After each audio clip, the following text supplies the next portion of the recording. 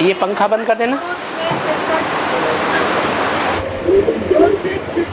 जो बोली है ब्रैकेट पॉइंट है, जो पवन बन जाएंगे तो साकार में उतार लेंगे और अपनी स्थिति बन जाएगी तो चला जाए।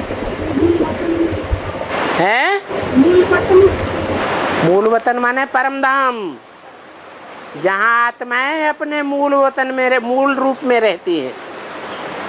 मूल रूप है बिंदु,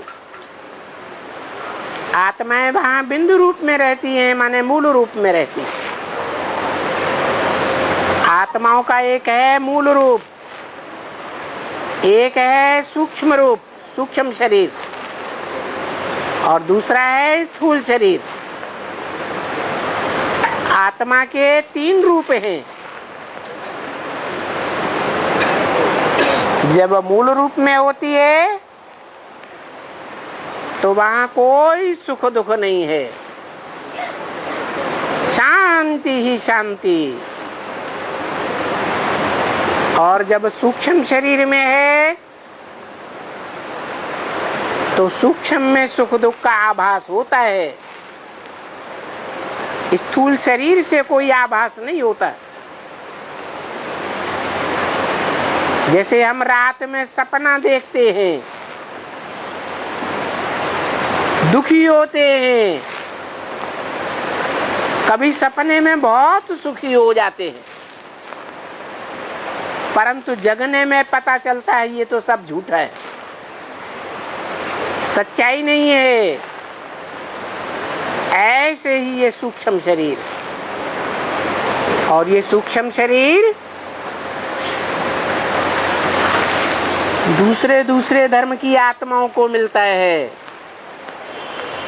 जो पूरा ज्ञान नहीं उठाती है,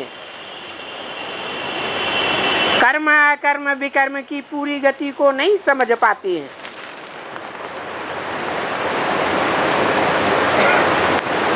भगवान बाप के ऊपर जिनको पूरा निश्चय नहीं बैठ पाता है, वो ही सूक्ष्म शरीर में आती है। तीसरा शरीर है स्थूल शरीर, 5 तत्वों का बना हुआ चूल्हा। ये है हमारी जागृत अवस्था। आत्मा जैसे जागृत है,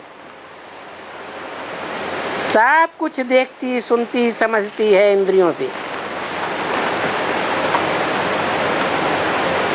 जब सो जाते हैं